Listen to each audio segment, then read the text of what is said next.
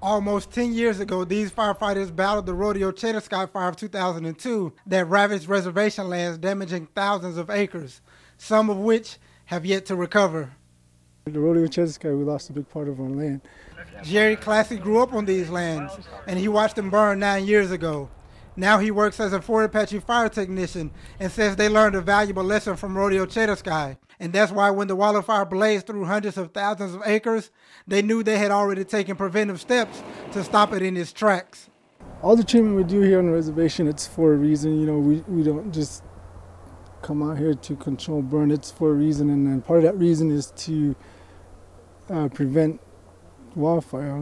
And their hard work paid off during the Wallow Fire, as the westward expansion onto Apache tribal lands was virtually non-existent. Anyone in fire would probably agree with that statement that, you know, by the thinning, by the prescribed fire, by the burnout operation, that we were able to stop the spread of the fire. The reservation shares a boundary with the Forest Service, and the difference between the two is quite apparent. Standing near the border of Fort Apache and Apache Sitgreaves, the visual impact of the forest management strategies are clearly visible by the intensity of the burn during the Wallow Fire. Had this area not been thinned, logged, prescribed burn, we wouldn't have been able to do a burnout operation here. So the fire would have been able to come through here unchecked. The damage caused by the fire focused the spotlight on a bigger issue, especially for Forest Service specialists tasked with trying to protect the national forest. The main problem, or probably one of the strongest holdups, is that the Forest Service still has to pay to do, at least in the Southwest, we have to pay to do these treatments. And those treatments can add up, especially when there isn't a lot of money allotted for thinning and clearing.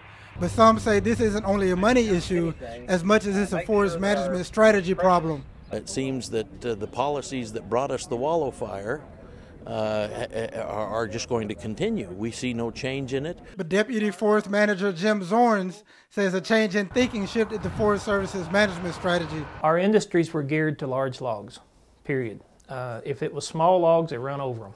And according to Arizona Sierra Club Director Sandy Barr, logging in the past helped create the problems for today's forest. Unfortunately, our forests have been heavily logged, and we don't have many of those larger, older trees. But some Apache County residents say federal guidelines limit the ability of the Forest Service to manage their own lands. The conditions that threaten our communities were created by the Forest Service. And that industry alone, Lee says, is another casualty of policy.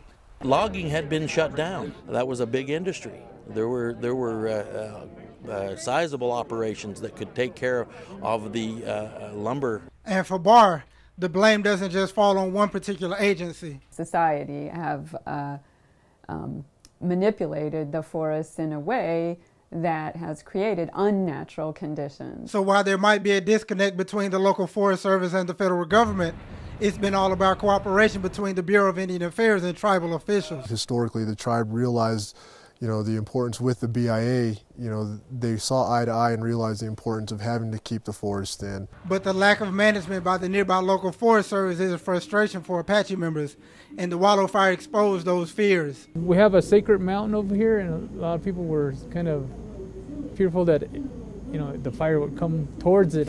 So for now, as both forests recover from the Wallow Fire damage, firefighters from the Apache tribe will continue to march on by fighting fires today to keep from dealing with larger ones tomorrow. In McNairy, John Brimley, Cronkite News.